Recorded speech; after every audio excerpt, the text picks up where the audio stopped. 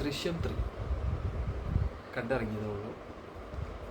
Jithu Joseph direct ചെയ്തിട്ടുള്ള 2026 മോഹൻലാൽ ചിത്രമായിട്ടുള്ള ദൃശ്യം 3 നമ്മളെല്ലാവരും പ്രതീക്ഷിച്ചതുപോലെ ദൃശ്യം 1, ദൃശ്യം 2 അതിൻ്റെ ഒരു കണ്ടിന്യൂവേഷൻ എന്നുള്ളതുപരി ഏറ്റവും കൂടുതൽ എക്സൈറ്റ്മെൻറ്റോടുകൂടി മലയാളി പ്രേക്ഷകർ കാത്തിരുന്നൊരു മൂവി ദൃശ്യം 3. ഫസ്റ്റ് ഓഫ് ഓൾ ഞാൻ പറയട്ടെ, ജിത്തു ജോസഫ് സംവിധാനം ചെയ്തതിൽ വെച്ച് ഏറ്റവും മികവാർന്ന ചിത്രമെന്ന് ഞാൻ എപ്പോഴും പറയുക ദൃശ്യം 1 അല്ലെങ്കിൽ ദൃശ്യം. അത് ബെഞ്ച് മാർക്കാണ്. അദ്ദേഹത്തിൻ്റെ ജിത്തു ജോസഫ് എന്ന് പറയുന്ന സംവിധായകൻ്റെ ബെഞ്ച് മാർക്ക് മൂവിയാണ് ദൃശ്യം ഫസ്റ്റ്. അതിൽ അദ്ദേഹം അർപ്പിച്ചിട്ടുള്ള അദ്ദേഹത്തിൻ്റെ അർപ്പണബോധവും അദ്ദേഹത്തിൻ്റെ സ്ക്രിപ്റ്റ് റൈറ്റിംഗ് സ്കില്ലും ഡയറക്ഷൻ സ്കില്ലും വേണമെങ്കിൽ ഒരുപാട് മലയാളികൾ ചർച്ച ചെയ്തിട്ടുള്ള, ഇന്ത്യ ഒട്ടാകെ ചർച്ച ചെയ്തിട്ടുള്ള കാര്യം. അവിടുന്ന് ദൃശ്യം 2ലേക്ക് എത്തിയപ്പോൾ ജിത്തു ജോസഫ് എന്ന് പറയുന്ന സംവിധായകന് ദൃശ്യം 1ൻ്റെ തന്നെ ഒരു വലിയ അംഗീകാരത്തിൻ്റെ ബാക്കിയായിട്ട് അദ്ദേഹത്തിന് ഒരുപാട് കയ്യടി നേടിക്കൊടുത്ത ഒരു പടം ദൃശ്യം 2. ദൃശ്യം 1 അവസാനിപ്പിച്ചത് നമുക്ക് എങ്ങനെ ദൃശ്യം 2ലേക്ക് കടന്നു വരുമെന്നുള്ളതിൻ്റെ ഒരു സാധ്യത നമുക്ക് എല്ലാവർക്കും നല്ല സംശയമുണ്ടായിരുന്നു. അത് വളരെ ഭംഗിയായിട്ട് ദൃശ്യം 2-ൽ ജിത്തു ജോസഫ് അത് കൺക്ലൂഡ് ചെയ്യുകയുണ്ടായി. എങ്കിൽ ഞാൻ പറയട്ടെ, ദൃശ്യം 3ലേക്ക് വരുമ്പോൾ ജിത്തു ജോസഫ് എന്ന സംവിധായകനോട് പലപ്പോഴും ഒരു ഇൻ്റർവ്യൂവിലൊക്കെ ചോദിക്കുമ്പോൾ,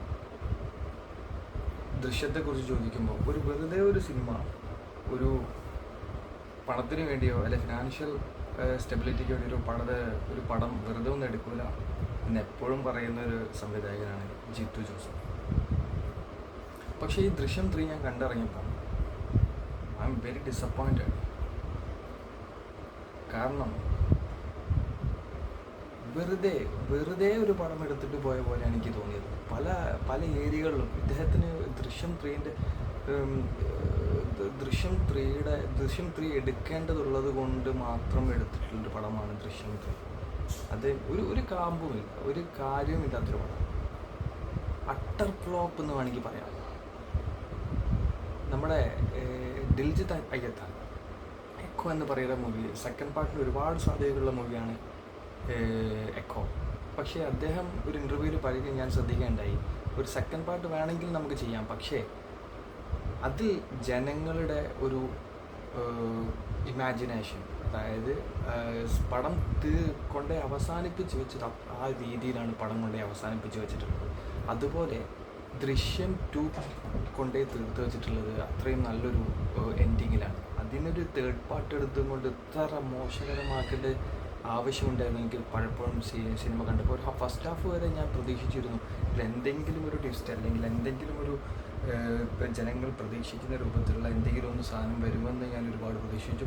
പക്ഷേ ഒന്നും തന്നെ ഒരു 1980s ഒരു CBI ഡയറി കുറിപ്പിൽ നമ്മൾ കാണുന്നില്ലേ, ഡമ്മി എടുത്ത് താഴ്ത്തിടുക, അങ്ങനത്തെ സംഭവം. അതേപോലെ ഒരു 50 years ബാക്ക് ഉള്ള രൂപത്തിലുള്ളൊരു ത്രില്ലറായിട്ട് എനിക്ക് തോന്നി. ഒന്നും തന്നെ ജനങ്ങൾക്ക് പ്രതീക്ഷിക്കാവുന്നതില്ല. നല്ല ഫീഡ്ബാക്ക് കാര്യങ്ങളൊക്കെ വരുന്നുണ്ട്, പക്ഷേ എന്ത് കണ്ടിട്ടാണ് ജനങ്ങൾ ഈ ഫീഡ്ബാക്ക് പറയുന്നത് മനസ്സിലാവുന്നില്ല. കഴിയുമെങ്കിൽ ജിത്തു ജോസഫ്, നിങ്ങളോട് അഭ്യർത്ഥനയാണ്, ദൃശ്യം ഫ്രാഞ്ചൈസിയിലെ ഏറ്റവും നല്ല മലയാളികളുടെ ഏറ്റവും നല്ല ത്രില്ലർ ഫ്രാഞ്ചൈസി ആയിട്ടുള്ള ദൃശ്യം എന്നൊരു സീരീസ് നിങ്ങൾ ഇങ്ങനെ കൊണ്ട് കൊലപാതകം ചെയ്യരുത്, ഇങ്ങനെ തേജോവധം ചെയ്യരുത് പ്ലീസ്. ഈ ദൃശ്യം 3 നമുക്കങ്ങ് മറന്നേക്കാം, മലയാളികൾക്ക് അങ്ങ് മറന്നേക്കാം. ഇനി അടുത്തതിലേക്ക് പോയത്, കാരണം ഇതിൻ്റെ ഏറ്റവും വെരി ലാസ്റ്റ് ഡയലോഗിൽ ദൃശ്യം 4 വലിയൊരു ചാൻസ് ഞാൻ കാണുന്നുണ്ട്.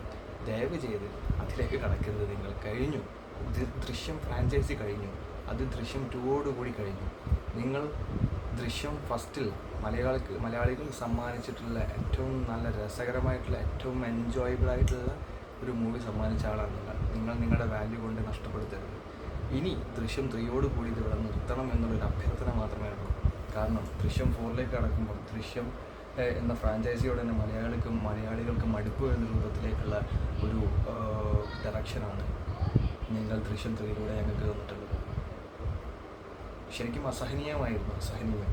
ഇതിൽ ലാലേട്ടൻ്റെ ഒരു ബെഞ്ച് മാർക്ക് ആക്ടിങ് സ്കില്ലോ അല്ലെങ്കിൽ ആശാ ശരത്തൊക്കെ വെറുതെ ഒരു കോമാളി പാവനെ പോലെ കൊണ്ടുപോയിട്ടത്, അല്ലെങ്കിൽ കുറച്ചുകൂടെയൊക്കെ നന്നായിട്ട് ചെയ്യാമായിരുന്നു. വെറുതെ 3 ഇറക്കേണ്ടതുണ്ടല്ലോ എന്ന് വിചാരിച്ച് മാത്രം ചെയ്തൊരു പടമായിട്ടാണ് എനിക്ക് തോന്നിയിട്ടുള്ളത്. അപ്പം I am totally disappointed with this movie. And നിങ്ങൾക്ക് പ്രേക്ഷകർക്ക് തീരുമാനിക്കാം ഇത് എങ്ങനെ ഏറ്റെടുക്കണം എന്നുള്ളത്. പ്രേക്ഷകർ തീരുമാനിക്കട്ടെ.